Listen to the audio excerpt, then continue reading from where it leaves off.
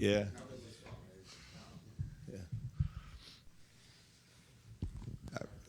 Chris, obviously there's going to be a lot of questions about the offseason. Guys like Julius, Nas, Nikhil all have contract situations that are up in the air. Yeah. Kind of as you make plans for the offseason, does that affect how you attack this, or are you just kind of getting away for a while and then letting the chips fall where they may? Yeah, I just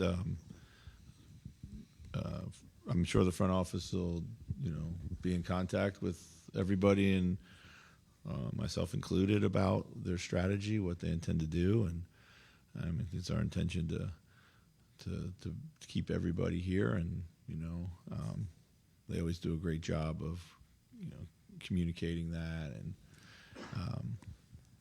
but we've also made a trade on the eve of training camp, so going away and doing a lot of planning, it doesn't feel like it's necessarily, yeah. We just talked to Nas, and we were talking about his situation. He views himself as a starter in the league. Yeah. And, if assuming Rudy, Julius are back, probably 6-man again. Do you, in your conversation with him over the years, is that a large enough role? Do you think for him, and just how he has dealt with that, despite maybe being a starter level player in this? I mean, he's dealt with it very well. And he's grown his role every season, as we've talked about. As we've talked about and acknowledged, we have 8 starter quality players. We just do. And, but again, we don't know what the roster will look like. So, I'm not really going to get into like forecasting what our starting lineup is going to look like in October right now. So we'll just have to see. And first thing is obviously get those guys happy and re-sign. Where do you think Ant is in his developmental arc, and what more do you want to see from him next year? And I think he's in a really good place in his developmental arc. I think 23 years old. He's got 2 Western Conference finals under his belt. He's been able to navigate a lot of different looks and defenses.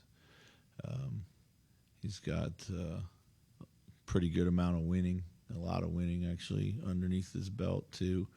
This was a big year for him, and it was kind of his team, quote unquote. I thought he did a good job with his leadership.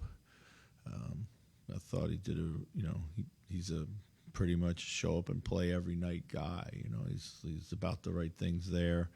His habits supporting his game keep getting better and better with his work, his preparation, his diet, all that stuff is just getting better. So a lot to be encouraged there.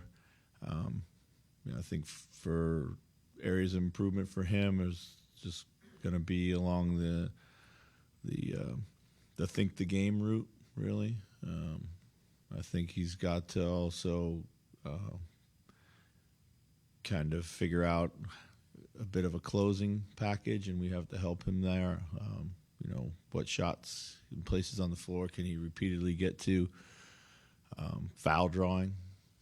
I think you see right now in the league, you see what gets rewarded, and you need to kind of lean into that a little bit, even though it's not necessarily how he likes to play, but it seems to be effective. So I think it's a little bit more about kind of the gray matter than it is any kind of, of course, adding some skill is always important, but Chris, Ant last night talked about OKC looking like 15 puppets on a string defensively, and Rudy credited them and their discipline. Yeah. Assuming that that's kind of the standard now, how can this group get to that point in terms of consistent game plan execution where they are carrying out and making very few mistakes in those areas that seems to be kind of required to reach that next level? Yeah, I think we had a little bit of regression defensively this year. I think some individuals didn't have the year that they had a year ago. I think it starts there. We got to get our individual defense, particularly our on-ball containment, was inconsistent all year. That's got to be better. I think defensively we have to begin to morph a little bit around Rudy. You know, we've got to do different things. He's got to be open and available to allowing us to do those things. Which help protect him too. So yeah, I think and just at this level, where we've been the last couple of years, it's really about the small points that let you down more than anything else. A lot of that is game plan execution and consistency of that. So we've seen in the past. Sorry. The changing of coverages and whatnot during seasons, during games, those haven't always been executed the best by guys. So is that just going to take personal growth from players to be able to lock in on things and be able to maybe have multiple things in their minds and carry them all out? Yeah, we've prided ourselves on being able to do multiple things, but I think there's maybe it might be less about just like changing your coverages or your strategies and more about looking at your philosophy in general. I think that's something that we have to look at. I mean, so listen, we're still very, very good defense, but we do have limitations that we probably shouldn't have.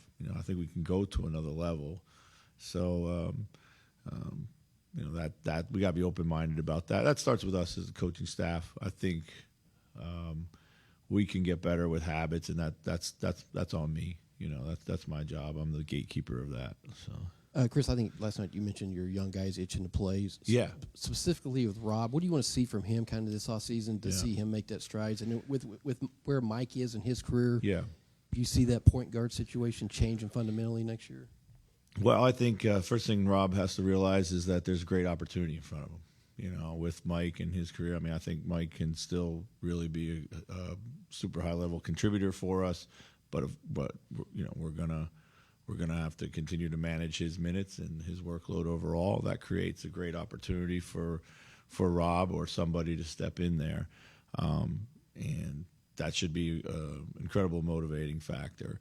I think Rob has a good feel now for what the NBA is like, what we need him to do. I loved his defensive growth this year more than anything. I think offensively he's got to figure out, how to simplify his game, and he's got the ability to get to the heart of the defense and create pace and make plays from those spots on the floor that we desperately need that. I do think at times like he needs to just go somewhere rather than try to overcomplicate it with a lot of dribbling. Just put your head down and go. Use your speed, and then I think he's got to kind of round out his shot. He's got some inconsistencies right now. Playing next to Anthony is going to lead to a lot of catch and shoot opportunities. He's got to be ready for those. He's got to be able to knock those down at a pretty high clip. I think once he gains some physical strength and develop some consistency. Kind of every shot is a little different, a lot of twists and turns, and doesn't always come up and down in the same spot. So those are things you can definitely work on and get better at, and I think he'll see growth there pretty easily. Chris, when it comes to like the focus and consistency needed for game plan execution, how much of that can you improve the way you would improve a basketball skill like shooting? Like, how much room is there, you think, for guys to? Yeah, I think it's concentration is an acquired skill like anything else. The more you do it, the better you get at it. The more you prioritize it, the better you get at it. And we've shown the ability to do it. And we just got to be able to do it, at the highest level when it matters most. And I think, for our team, they now have been in the league long enough. A lot of these concepts aren't foreign to them. There is a notion that says like, hey, what you can actually do and have confidence in being able to execute, like, is different than what you might think works. You know, as a coaching staff, we battle that with all the time. Like, hey, this is what we should do. Like, yeah, well, is your team capable of doing that, even if you are completely locked in? You know, so those narratives don't always line up. But yeah, we got to figure out, like, you know, people who can't do that, then, you know, they're not going to be able to help us at this point in time. So. When thinking about the success you guys did have this season, as well as the possible frustrations from this last series, is there a feeling about the season as a whole that wins out for you? Yeah, I think pretty rewarding. I think it is probably my encapsulation of the season, just because we went through a lot of trials and tribulations. You know, I'm not going to lie, it wasn't an incredibly fun season for me at times. And I don't think it was for our guys, but we always found a way to kind of figure it out and get better, and you know, and that was the rewarding part. You know, the way that, listen, I mean, been in sports long enough. You guys follow sports. Like, this shit never ends well.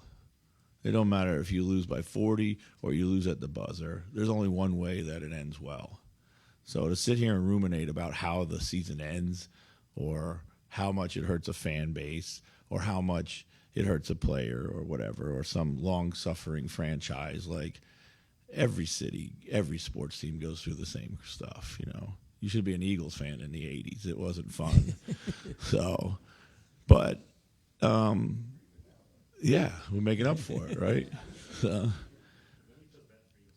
I'm not saying they should. I'm just saying, like, it was a rough childhood.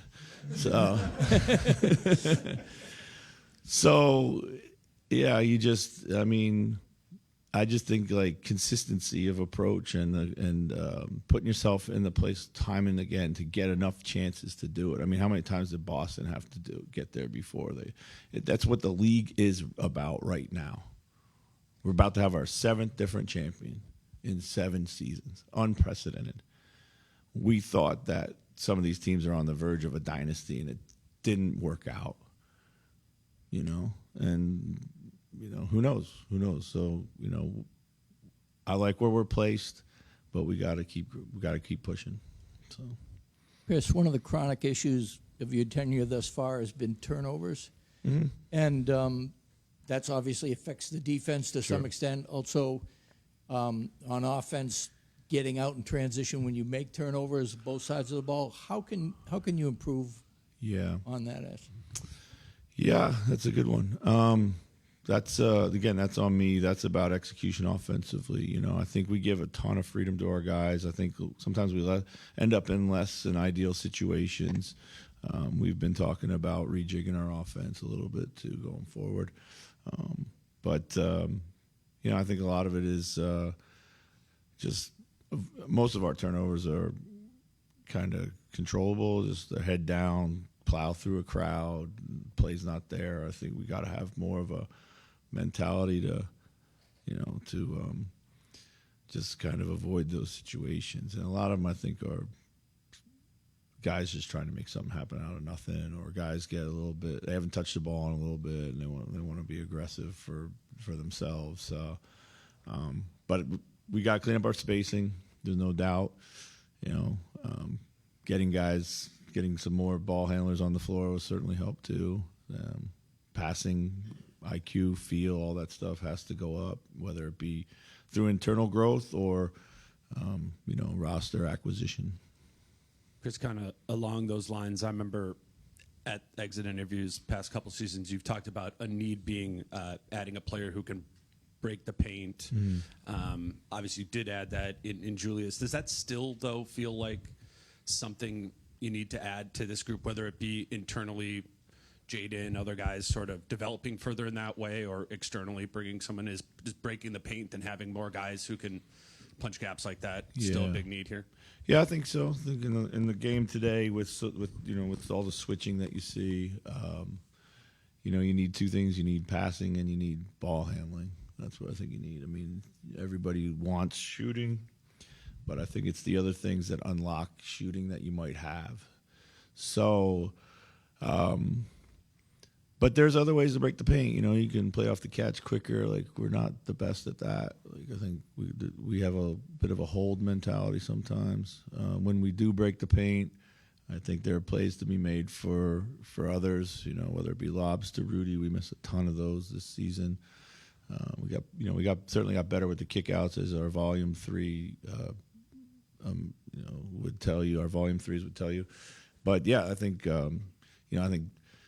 Jaden's growth is one of the highlights of the season. He's a legitimate two-way player now, but what we need from him is some more playmaking when he gets in there.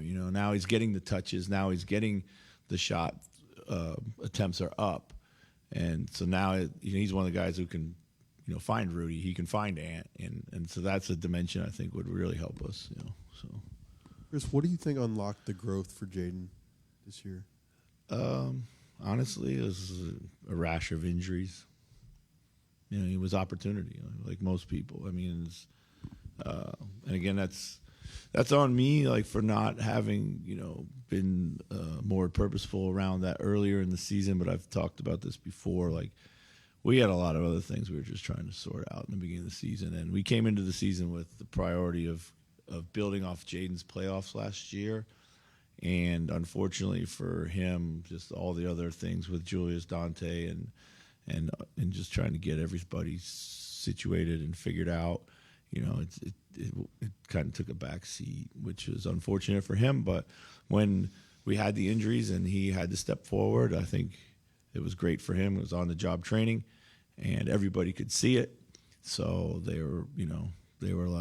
leaned into it and they fed it a bit more. Seen the Thunder and the Pacers obviously in a good spot too, and those are two teams that just capitalize in transition pretty relentlessly. With you guys, it would seem like Ant would be the one to set the tone there. How do you put some like TJ mindset into Ant sometimes when he gets out in the open floor? Yeah, I think that's one. He's got to take advantage. He's got to get back to some of a younger version of himself, if you will, when he was more potent in the open floor. You see it now in the playoffs when teams are super committed to not letting him get to where he wants to go. He's got to find these other opportunities to get easy baskets. But those are habits. Like, you can't just decide, I'm going to run, in game 82. So, I think he's got to do more of it. It also flows naturally into his off-ball game, which I thought really took a step forward this year. And then, more guys that run in general, like TJ, they kind of stick out for us right now. We don't play the fastest. And even though much we try to, physically we don't, or the guys that are fast are a little reluctant to do so. Chris, we see the energy that Shannon brings, in the playoffs, et cetera, too. Is he the kind of guy that could be a lockdown defender, too? We're just trying to kind of figure him out, but does he have that kind of athleticism that we saw a little bit with Oklahoma City? Yeah, he has all the raw tools to be a great defender, no doubt about it. I think it's for him, his biggest area of growth this off season and in the next season is really shoring up his defense. He should be destructive, be able to blow up a lot of stuff, has a body to contain. Like most young players, what trips him up a little bit at the moment is just the awareness that things are happening so fast and just getting a feel for that. And that's just repetition. So, with just to put a bow on the defense thing, not just like stick a random number on it, but does it feel like with this current roster, if it's pretty similar moving forward, the best version of it probably has to be maybe like a top 3 defense in the league? I think this roster, like the best version of it, has to be maybe like a top 3, as opposed to like 6 or whatever it was this year. Okay. Like, that seems like a distinct difference. So you're saying we didn't? You feel like we fell short of our potential defensively? Sure. Yeah, I'd say so. I mean, I think, I think we're definitely we should be a top 5 defense, and I think the things that let us down, as I talked about, were rebounding. Our first shot defense was very, very good, but unfortunately, it matters when they score on you. So our rebounding has to be better. I mean, Julius had a subpar rebounding year. Rudy had a subpar rebounding playoffs. You know, our smalls rebounded better as the season went on, which we knew we needed from Ant rebounded the ball really well. We talked about our on-ball contain was not what it was last year. You know, fouling was up. And so, yeah, I think there's opportunity for growth there. Just if we shore up those things, that probably puts us in the top 3. Just looking at numbers this morning, since January 1st, from the end of the year, net rating, it was Rudy and Mike. Yeah. In the playoffs, it was Jaden, and then it was Rudy and Mike. In the West Finals, it was Rudy and Mike. Yeah. Why do you think those two guys, even at, you know, sometimes like matchup-wise, it doesn't always work out for them and whatnot, but why do you think they're consistently the guys who, I guess, the team plays the best when they're on the court? Yeah, I think some of it is game plan execution. Some of it is they play the first 6 minutes of every game, and you're not usually down 20-2 in the first 6 minutes. So, like, you know, you're kind of trading baskets out there. And that's who they are. They're super consistent players. And they're usually on the floor together, or we try to put them on the floor as much as possible together. So, Chris, I still can't figure out what the big man's role is in the NBA sometimes. You know, like Rudy was great against LA, and I know it fluctuates, but some teams are so positionless now. Mm-hmm. What does that bode in the future as you build a team and you're trying to figure out how many minutes to give him versus this idea that you can go with 5, 6, 8 guys? Well, you know, we've leaned into being a bigger team over the last few years, and it's worked out for us, part of our identity. You know, I think this year more than ever, you know, we probably mixed up our lineups, particularly in the playoffs, and, you know, didn't play Rudy at times. But, you know, to answer your question about the role of the big man in the NBA, I mean, there's, you know, posting up a big guy, those days are long gone. I mean, even when you have a guy who's really good in the post like Julius is, we had a hard time getting to that just because of the way they allow smaller players to guard bigger players. They just kind of mitigate their advantage. I mean, Julius' advantage is power, and, you know, they were just, you know, being more powerful back, and he wasn't allowed to do or get position, you know, even if he was being dislodged from his spot. So it's hard. You know, you need big guys right now in the league. I think the league is trending back to size, not away from it, but it is trending back to skilled size. You see a guy like Chet, who, you know, 7 foot running around. He's good, really good at the rim, and he's, you know, also can stretch the floor.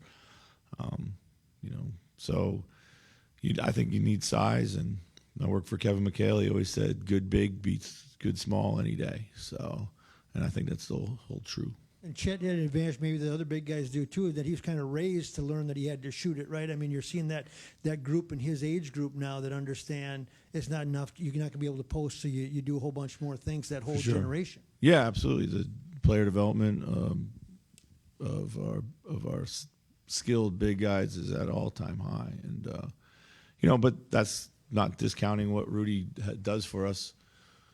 You know, the switching, you know, and the holding and the mitigates a lot of his gravity as a roller, you know, and you know, that's something that we haven't been able to consistently unlock or take advantage of this year. It's just, you know, something we have to get better at. So, all right, thank you guys. Take care.